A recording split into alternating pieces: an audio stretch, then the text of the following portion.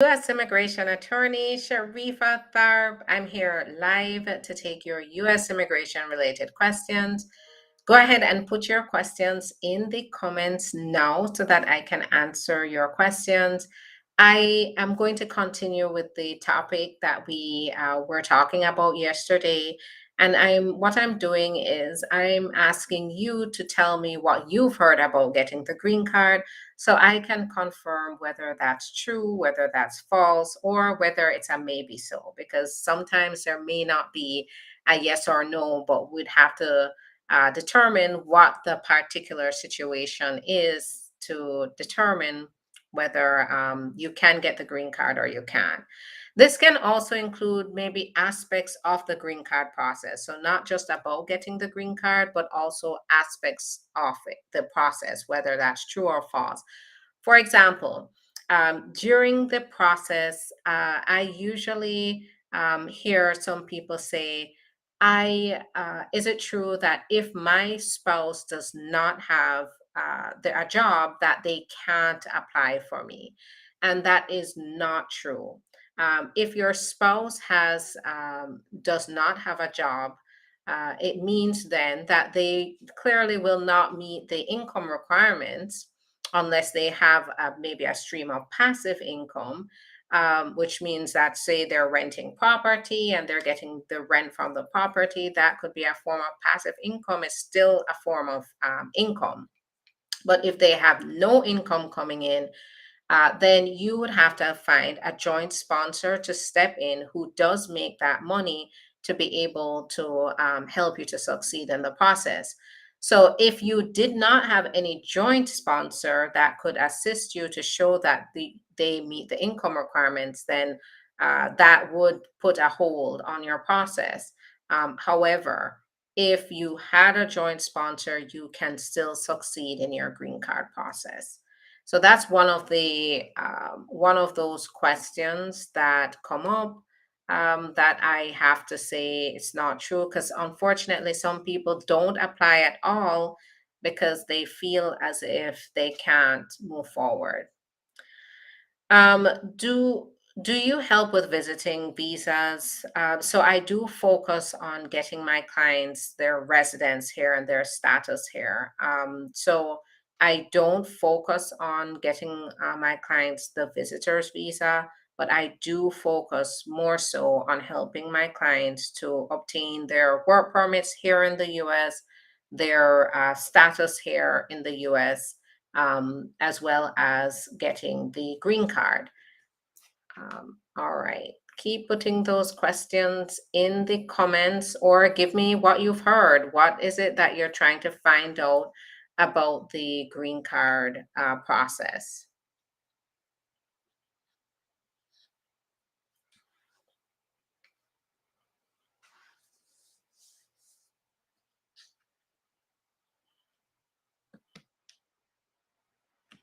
So, if your spouse was arrested before, does it affect them filing for you?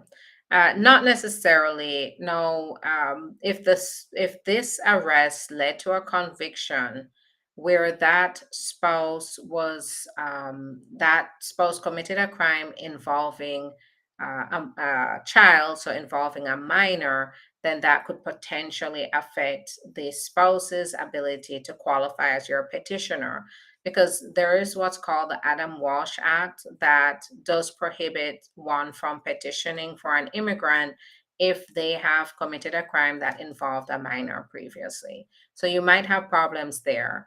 But if they had a criminal record that did not raise questions about whether they're prohibited under the Adam Walsh Act, then you could move forward. What I would say is don't take chances here. Make sure you get the legal representation to go through the process and get guidance, because these kinds of issues can definitely get messy, especially where you haven't looked into it. I'm over 21. I'm in the state. Can my mom petition for me? And can I stay there here and work? So I like this question because I feel like a lot of people do make a very big mistake in the assumption that no matter what age they are, they can overstay their visa, and as long as their parent is a citizen, they will be able to get adjustment of status, get their green card, and move on. Unfortunately, if you are here and you're over 21, you're not going to, and you've overstayed your time, your parent will not be able to fix that situation and apply for your adjustment of status. It's very unlikely that that will happen. You will have to go through a special process called the I-601A waiver process. That one now does allow you to get the green card, but not through adjustment of status. This waiver, you'd have to apply for the waiver that then allows you to get forgiveness for the overstay.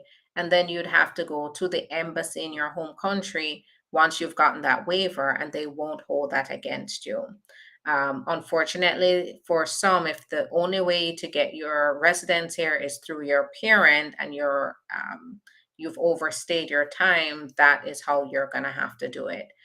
So if to be very brief and to answer your question, if you're over 21, you're in the States, your mom is not going to be able to petition for you quickly to stay here and work, because the process is 5 to 7 years. So if you overstay, you end up stuck. If my husband is abusing me and doesn't want to file for me again after 6 years, we have been living together, but now he wants to divorce. What do I do? Then VAWA is an option here. The VAWA is definitely an option. And this is what I help my clients with. You always have the option of VAWA in a situation like this. And based on how you've described it here, your spouse is abusing you, doesn't want to file your papers after living together for 6 years. You've been living together. It's time to apply for VAWA. This is confidential and it does not involve your spouse.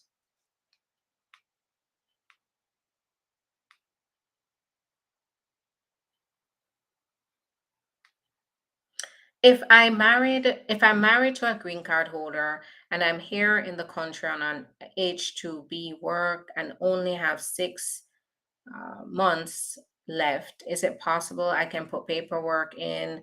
How long would it take? So it depends. It's maybe possible if you have a petitioner who can submit the paperwork and if the process is going to be able to be completed in that time. So this is where the consultation is very important.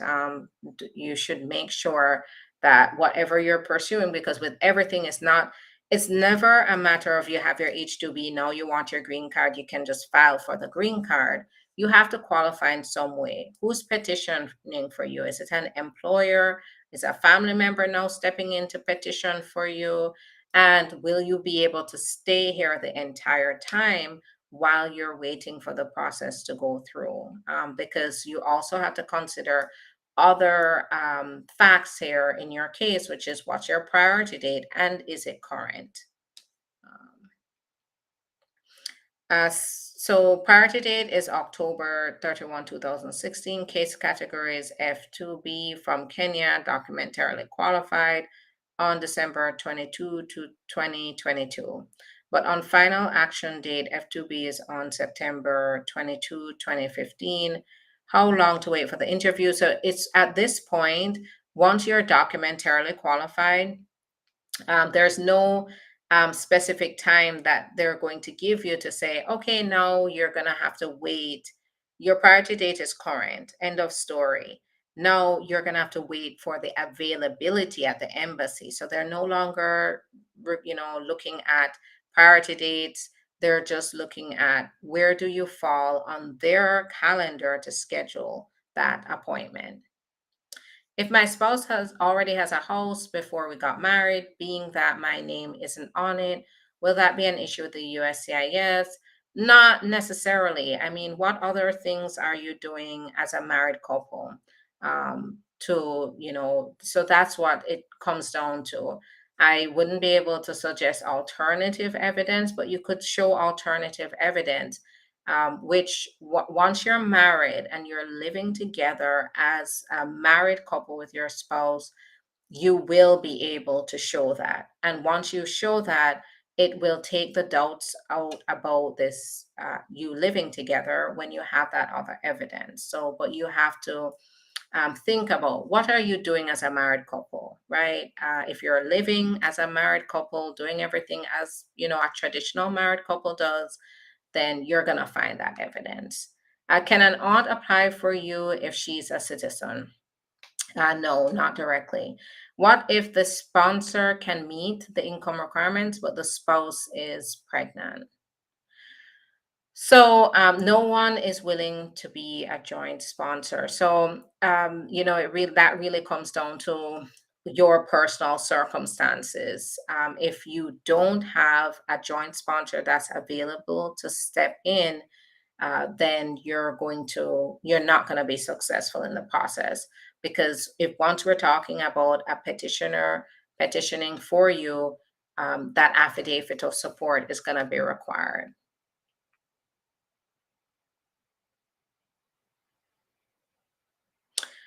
So Jessica, you said here, I did not overstay. I'm on a work permit. No, make sure that you understand the process, because what ends up happening, and I think a lot of people, you have to make sure that your priority date is current. I don't know your situation. I'm not your attorney.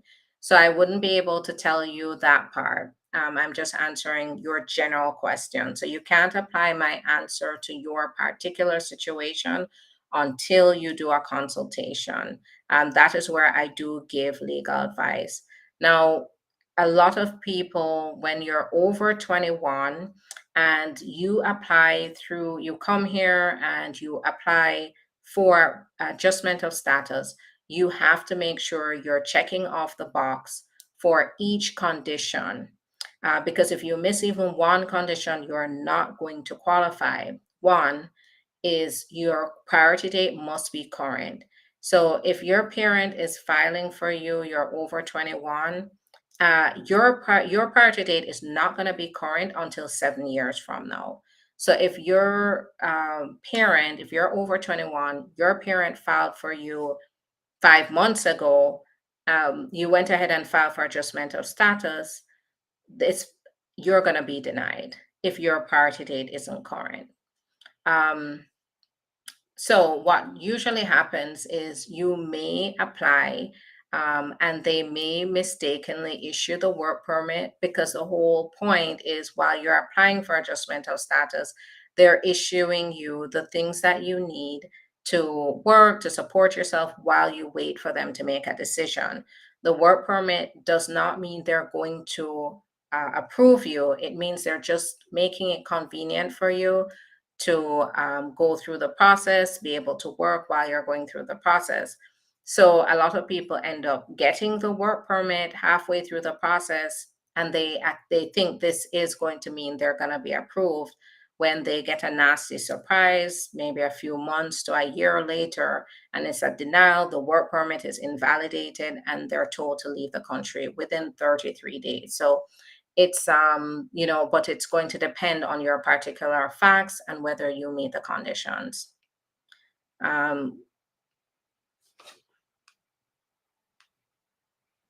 all right, now I have to head out to another appointment, but here's what I'm going to tell you to do. You can't go wrong with getting legal advice. Legal representation, the right legal representation, can make a big difference in your process and how successful you are. Go to the link in the profile. You'll see my number. You will see the website. You'll see a button to schedule your own appointment. Go ahead and schedule the appointment so you can get in with me. The schedule is filling up quickly, and I want to help you. So go ahead and schedule your appointment. Staff is available right now to take your call and help you to schedule if you want to ask questions before you schedule. All right. So thanks again. I will see you on Monday. Thanks so much for your time. And come with your questions. I'll come with a topic on Monday to share with you. Have a great weekend. Bye bye.